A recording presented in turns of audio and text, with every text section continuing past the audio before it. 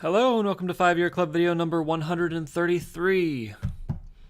And if you would please click like on this video if you are watching it, or find me a new subscriber today, I would be absolutely thrilled. Typically I haven't asked for likes or subscribers. I know in sales you have to ask for the sell, and so that's what I'm doing now. Please help me grow my channel, if you think it's worth growing. All right, today's topic is divorce in California. I wasn't sure that I wanted to do this video when I thought about the topic.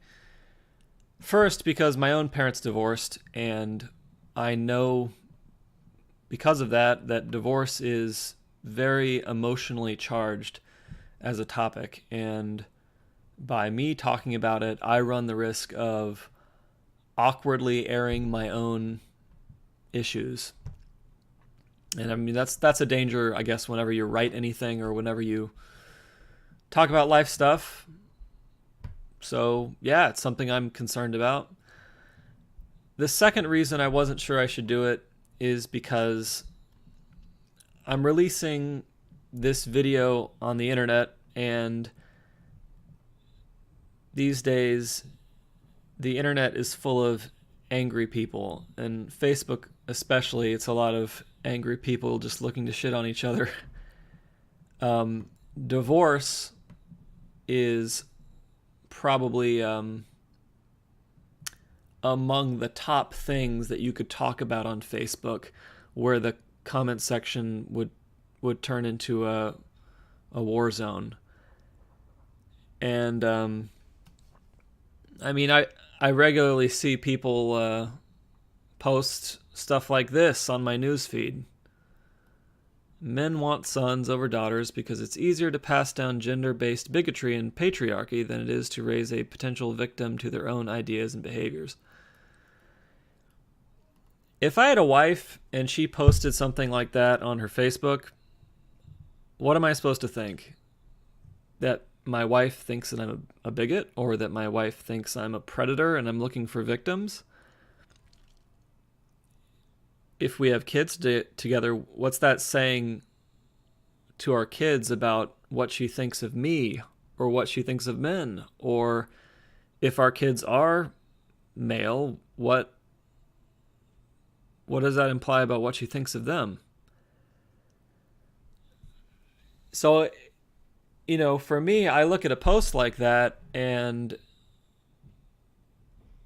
I just imagine it comes from such a place of anger that I can't productively engage with the person who posted it. And this is like the environment that people are discussing things in online.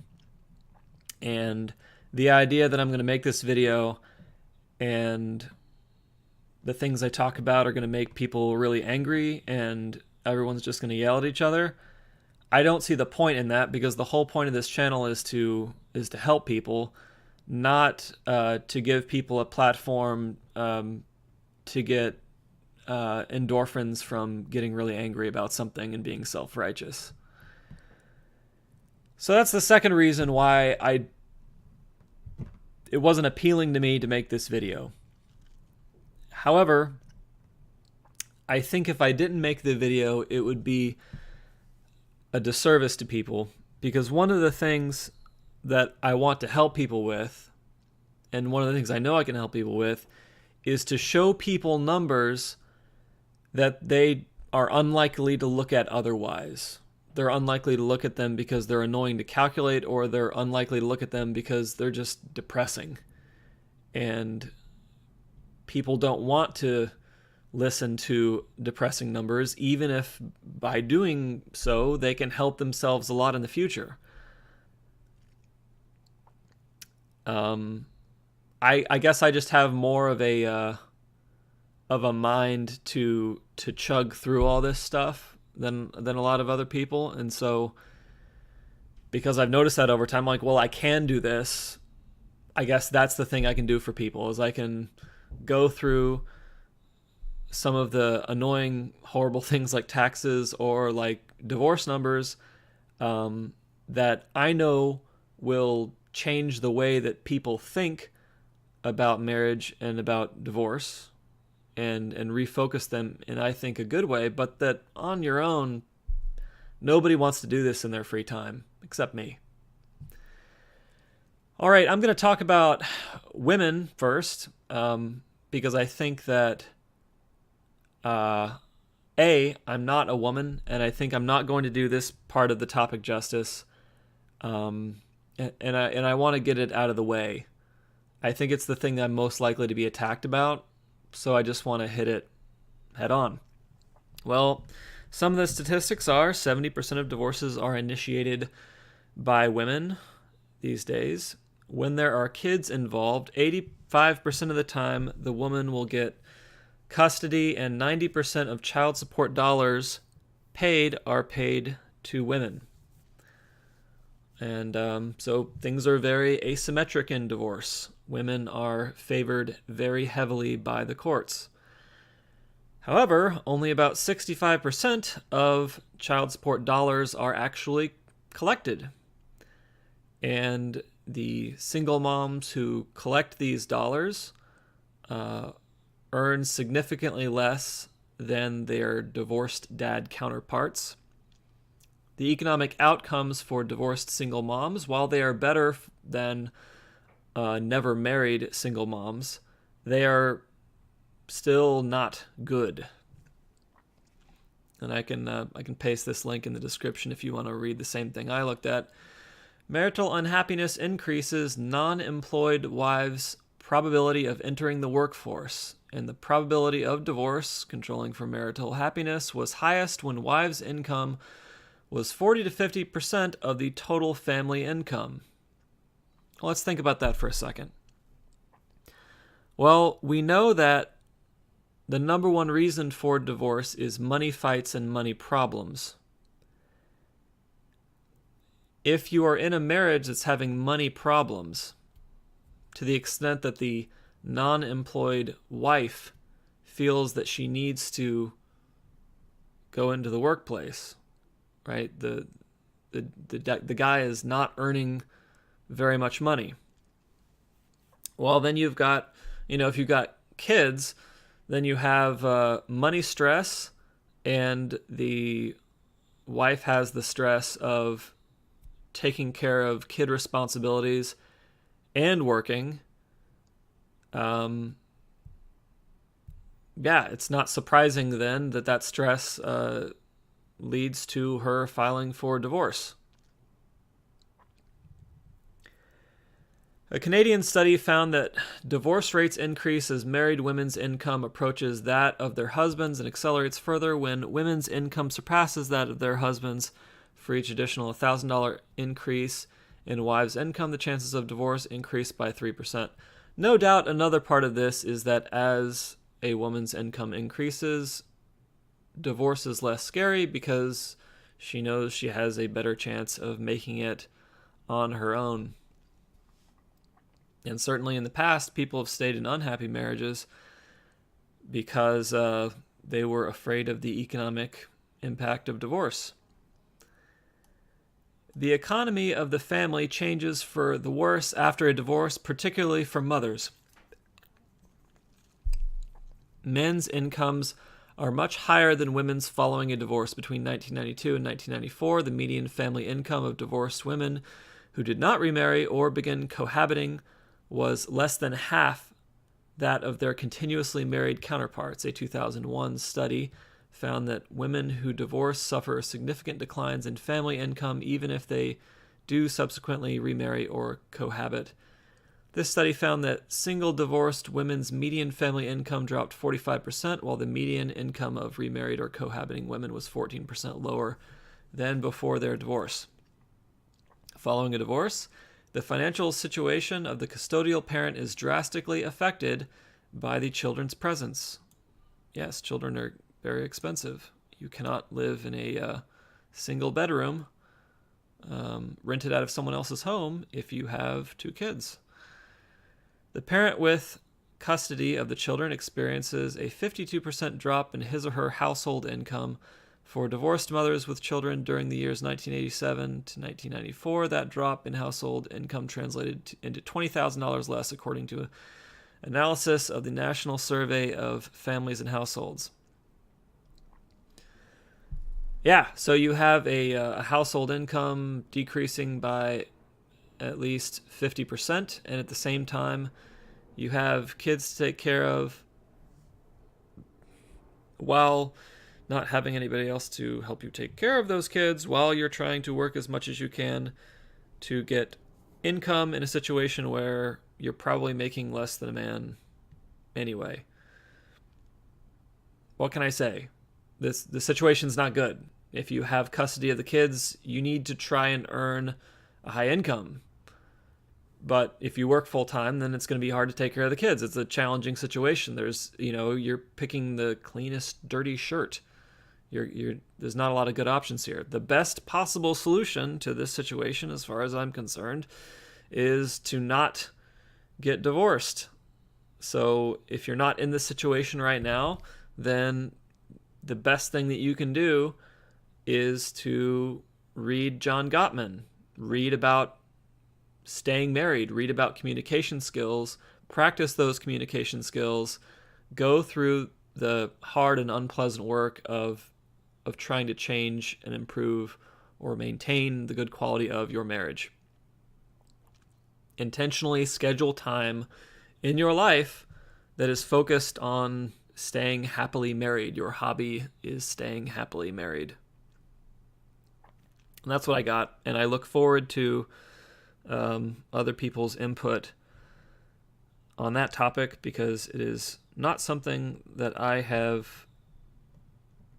If you're a woman with kids, you're going to think more deeply about this because it impacts you more. Men. The suicide rate among men is about 4 times higher than women. And after a divorce, that doubles. For women, it does not double. So after a divorce, a man is about 8 times as likely as a woman to kill himself. Divorce is very rough on men. It's rougher on men than it is on women, because typically men have smaller social networks and they relied more on their marriage for their social life. So they become very isolated after a divorce. And they tend to drink more, smoke more, generally not take care of themselves, have worse health, die earlier, be less happy. On the money side, you have to pay a ton of money for child support. So what I did here is I took the child support formula for California and I graphed it for take-home pays corresponding to $40,000 a year, $60,000 a year, $80,000 a year, $100,000 a year, $120,000 a year, $140,000 a year, $160,000 a year. All right, so here we have the first line is going to be the $40,000 a year guy, and as we go across, this will be the income of his ex. So, if you are a guy making $40,000 a year and your ex also makes $40,000 a year, you're going to need to pay her 40% of your take-home pay. If you make $40,000 a year and she makes $60,000 a year, you're going to need to pay her 40% of your take-home pay. If she makes $80,000 a year, it goes down, but you're still going to be paying something like 38 or 39% of your take-home pay, and of course, it goes down as she earns more and more. But even if she earns $160,000 a year and you only earn $40,000 a year, you're still going to be paying something north of 30% of your take-home pay for child support. As you earn more money as a guy, the percentage that you'll pay in child support goes down, but the absolute amount of child support that you pay goes up. And so you're just going to be paying a ton of child support kind of no matter what you make. And in the best case scenario, you will still be paying something like 27% of your take-home pay in child support. Now, this is if you have no custody of your kids. And, again, that's not an unlikely outcome because the courts very heavily favor women for custody. If you have some custody, then your child support requirement will be reduced. However, if you have some custody, it's very likely that the courts will require you to maintain a separate bedroom for your kid, or separate bedrooms for your kids, depending upon their genders, your gender, and their age. And in that case, paying for that extra room or two can easily be another $1,000 or $2,000 a month in California because of the insane housing prices. And so even though you're paying less in child support, that money is simply absorbed by housing you have to pay for that may be used once every 2 weeks.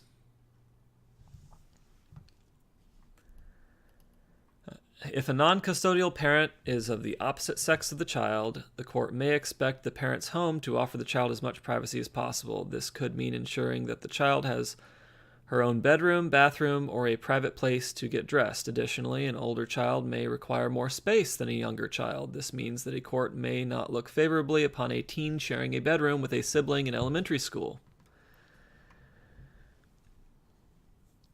So that's child support. Something on the order of 30 to 40% of your take-home pay for most people for 2 kids. If your ex doesn't work, it's going to get worse. If you've been married less than 10 years, typically the court can require you to pay alimony for half the time that you were married. So in the case of 10 years, 5 years or less. But if you are married more than 10 years, then the court can order spousal support for life. If your ex claims domestic abuse, you will be presumed guilty until proven innocent. The domestic abuse laws are heavily in favor of the complainant. In fact, if the complainant claims domestic abuse and then is found to have lied about it, they won't be prosecuted because that would discourage people from coming forward.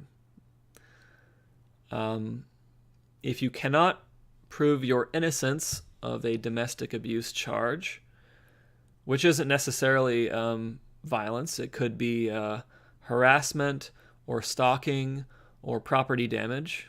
So there's all kinds of things that people can claim against you. But if you can't prove your innocence, and the court convicts you of it, then that is going to increase alimony paid to your ex above and beyond the child support that you may be paying.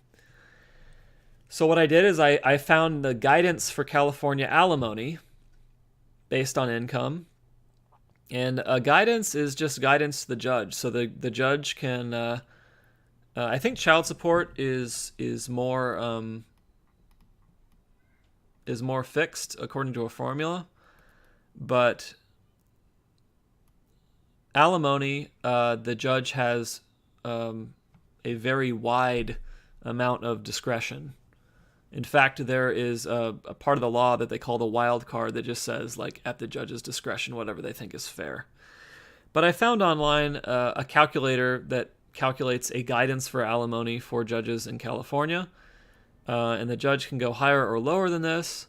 But this is like the guidance is, and like this is a starting point for thinking about what you would require the supporting parent to pay for alimony. And I made a graph of the combination of child support and alimony for the different income levels. So $40,000 a year, $60,000 a year, $80,000 a year, $100,000 a year, $120,000 a year, $140,000 a year, and $160,000 a year of gross pay. In all of these cases, when you add together the child support and the alimony requirement, you are paying 64% of your take-home pay for alimony and child support. And that's not leaving you very much. I can tell you on the low end, your remaining take-home pay is about $923 a month. So that's not livable. you're not staying in California on that, certainly. And on the high end, when you're making $160,000 a year gross, your remaining take-home pay is $3,011 a month, which is about the take-home pay of somebody making $52,000 a year. So if you make $160,000 a year, your lifestyle is going to be reduced to that of a person making $52,000 a year after paying the government taxes and after paying for alimony and child support. It used to be that alimony was a tax write-off. Starting in 2019, alimony is no longer a tax write-off, and that's what I assume here. I assume that it's not a tax write-off. So, in certain scenarios, this works out very, very badly for the guy. If you're, say, like 40 and you've worked in engineering for a long time and you married at 25, so you've been married for 15 years, you make $160,000 a year, and your wife decides to divorce you. You have 2 kids, aged 3 and 5. Most of your coworkers are going to be in their 20s and 30s because this is Silicon Valley. The tech age discrimination is coming. Mark Zuckerberg famously said, younger people are just smarter. Between paying the taxes, alimony, and child support for this divorce, you will take home only 23% of your income. And that's going to be pretty rough. So what's your budget going to look like after working hard for, 18 years as an engineer after your divorce, when your social life collapses? Well,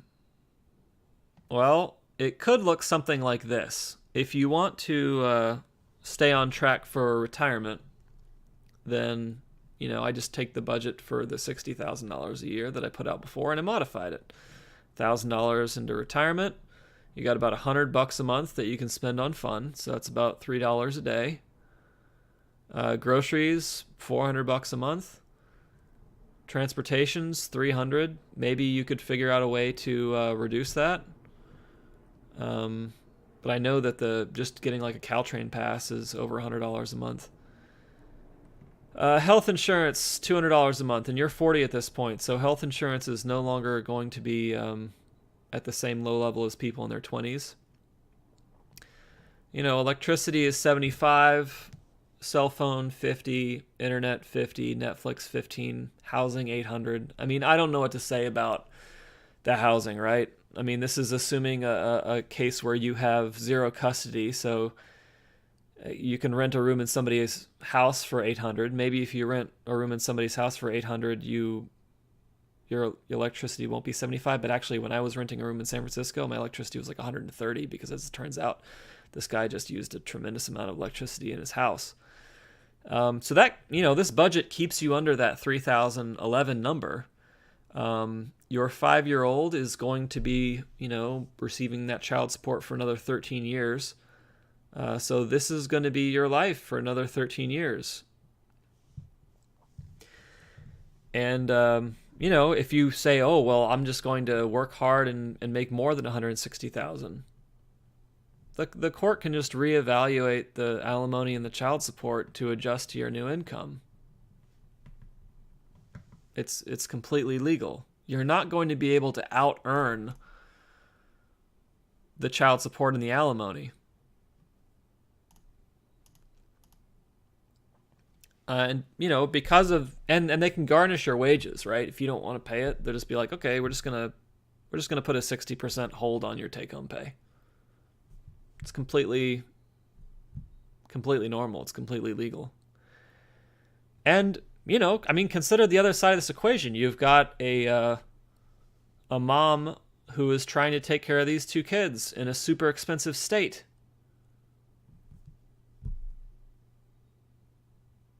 That's why the money is going away. And now it's just, tremendously expensive for both of you because she's having to maintain a multi-bedroom household while not working. And then you can't even share any of the efficiency of that.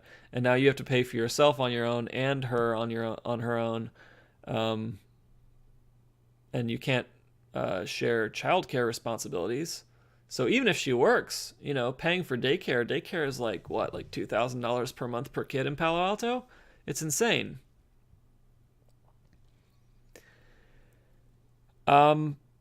So,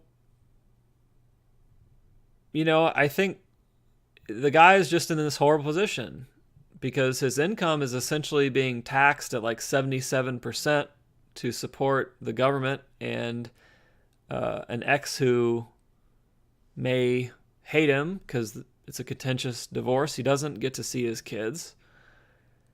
He doesn't get to have a say in how any of this money is being spent on the kids or what choices are being made to raise his kids. So why is he living in someone's bedroom at age 40, killing himself at a desk job to maintain the situation? He's got $100 per month for fun money. He can go on maybe like a $3 date. He can't support another family. There's no vacation money in this budget. He could spend the $1,000 instead of on retirement. He could spend it on stuff to distract himself from the fact that his life has just been nuked. Of course, then he doesn't have a future. And then he's going to be heading into the health problems of his 50s without savings for old age. So, yeah, there's no good option in this scenario. It's just horrible. The only good option is not going through a divorce. I wish I could end tonight's video with something inspiring and amazing, but the truth is that when it comes to finances, divorce is a giant pile of shit.